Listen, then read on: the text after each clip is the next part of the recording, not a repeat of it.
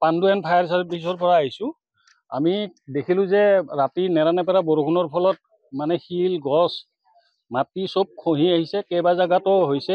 আমি তলত গছ কাটি থৈ ৰাস্তা ক্লিয়াৰ কৰি থৈ আহিছোঁ আৰু দ্বিতীয়তে এইবোৰ আমি বৰ্তমান কাটি আছোঁ।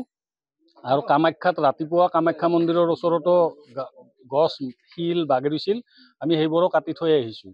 গতিকে এতিয়া মানে ফকলেনো আছে, কি ব্যৱস্থা কৰে আমি গছবোৰ কাটি আছোঁ এতিয়া বৰ্তমান।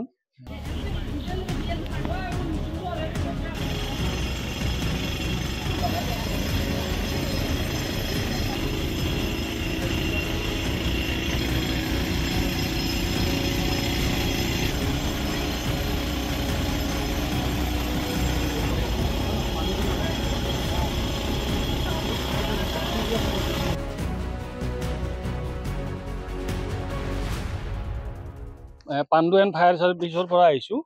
আমি দেখিলোঁ যে ৰাতি নেৰানেপেৰা বৰষুণৰ ফলত মানে শিল গছ মাটি চব খহি আহিছে, কেইবা জেগাতো হৈছে। আমি তলত গছ কাটি থৈ ৰাস্তা ক্লিয়াৰ কৰি থৈ আহিছোঁ আৰু দ্বিতীয়তে এইবোৰ আমি বৰ্তমান কাটি আছোঁ। আৰু কামাখ্যাত ৰাতিপুৱা কামাখ্যা মন্দিৰৰ ওচৰতো গছ শিল বাগৰিছিল, আমি সেইবোৰো কাটি থৈ আহিছোঁ। গতিকে এতিয়া মানে ফকলেনো আছে, কি ব্যৱস্থা কৰে আমি গছবোৰ কাটি আছোঁ এতিয়া বৰ্তমান।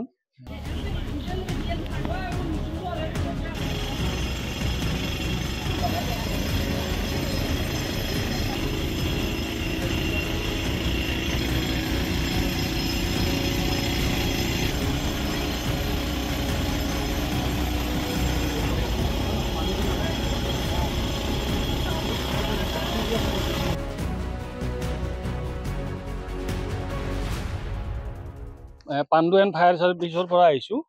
আমি দেখিলোঁ যে ৰাতি নেৰানেপেৰা বৰষুণৰ ফলত মানে শিল গছ মাটি চব খহি আহিছে, কেইবা জেগাতো হৈছে। আমি তলত গছ কাটি থৈ ৰাস্তা ক্লিয়াৰ কৰি থৈ আহিছোঁ আৰু দ্বিতীয়তে এইবোৰ আমি বৰ্তমান কাটি আছোঁ। আৰু কামাখ্যাত ৰাতিপুৱা কামাখ্যা মন্দিৰৰ ওচৰতো গছ শিল বাগৰিছিল, আমি সেইবোৰো কাটি থৈ আহিছোঁ। গতিকে এতিয়া মানে ফকলেনো আছে, কি ব্যৱস্থা কৰে আমি গছবোৰ কাটি আছোঁ এতিয়া বৰ্তমান। এতিয়া এইখিনিয়ে ক'ব লগা।